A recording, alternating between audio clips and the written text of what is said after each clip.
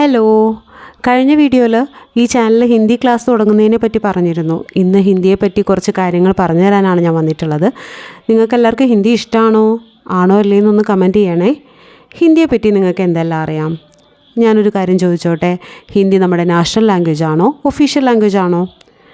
ഹിന്ദി നമ്മുടെ official language ആണ്.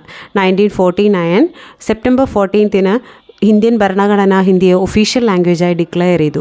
അതിൻ്റെ ഭാഗമായാണ് എല്ലാ വർഷവും സെപ്റ്റംബർ 14 ഹിന്ദി ദിവസ് ആഘോഷിച്ചു വരുന്നത്.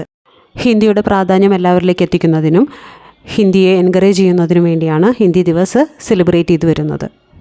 ഹിന്ദിയുടെ പിതാവ് എന്നറിയപ്പെടുന്നത് ഭാരതേന്ദു ഹരിശ്ചന്ദ്രാണ്. മലയാളത്തിലെന്ന പോലെ തന്നെ ഹിന്ദിയിലും സ്വരാക്ഷരങ്ങളും വ്യഞ്ജനാക്ഷരങ്ങളും ഉണ്ട്. ഹിന്ദിയിൽ 11 സ്വരാക്ഷരങ്ങളും 37 വ്യഞ്ജനങ്ങളാണ് ഉള്ളത്. ദേവനാഗരി ലിപിയിലാണ് ഹിന്ദി എഴുതി വരുന്നത്. ഹിന്ദി ലാംഗ്വേജിനെ പറ്റി ഒരു ബേസിക് ഐഡിയ കിട്ടിയോ? ഇന്ന് പറഞ്ഞു തന്ന കാര്യങ്ങളെല്ലാം ഇഷ്ടപ്പെട്ടോ? ഒന്ന് കമൻറ്റ് ചെയ്യണേ. താങ്ക്